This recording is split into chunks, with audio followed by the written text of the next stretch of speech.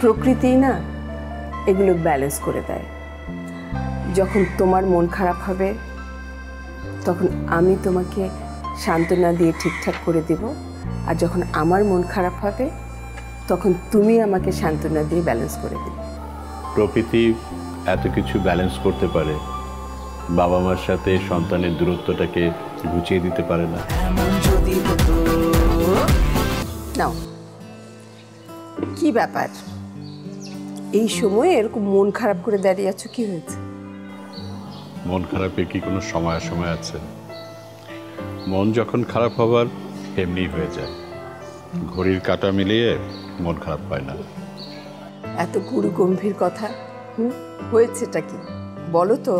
আমাকে বলা যাবে নাকি বলা যাবে না? আমাকে না, বলা যাবে না কেন?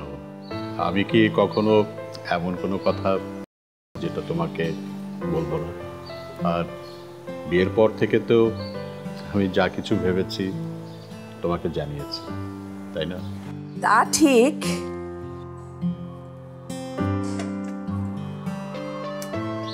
একজন আরেকজনের সাথে সব কথা শেয়ার করার নামই তো সংসার। তা এত গুরু গম্ভীর কথা না বলে বলো না কি হয়েছে? তোমাকে তো কখনো কিছু আড়াল করিনি, আজকেও করবো না। মায়ার কথা মনে হচ্ছিল। মায়া যখন আমাদের এখানে থাকে তখন ঘরের পরিবেশটা অন্যরকম থাকে। এতটুকুন একটা মেয়ে, সেই কোথায় আছে, কি করছে, কেমন আছে, আমি ভীষণ মিস করছি। মায়ের মা, আমি ভীষণ মিস করছি। মেয়ের বাবা হয়েছে, একদিন না একদিন মেয়েকে তো বিদায় দিতেই হবে।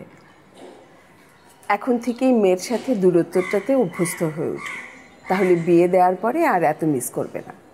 আমাকে যে এত সহজ আর সাবলীলভাবে বলছো, তুমি কি তোমার মেয়েকে মিস করছো না? তোমার কি মনে হয় আমি মেয়েকে মিস করি না? আসলে প্রকৃতি না এগুলো ব্যালেন্স করে দেয়।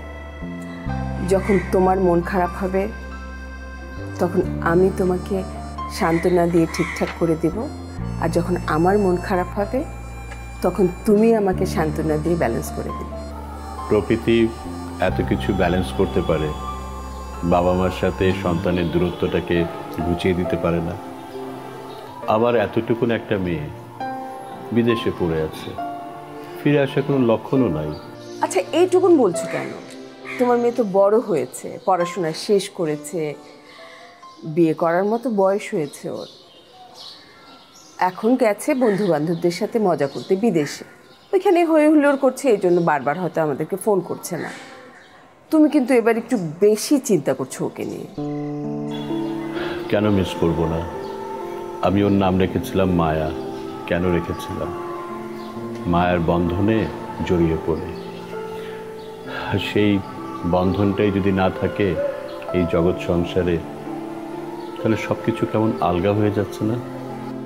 আমার সাথে তো অনেকদিন কথা হয় না, তোমার সাথে কবে শেষ কথা হয়েছে?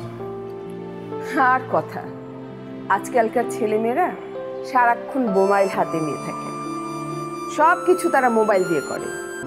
শুধু বাবা মার সাথে কথা বলতে গেলে হাই হ্যালোতেই শেষ।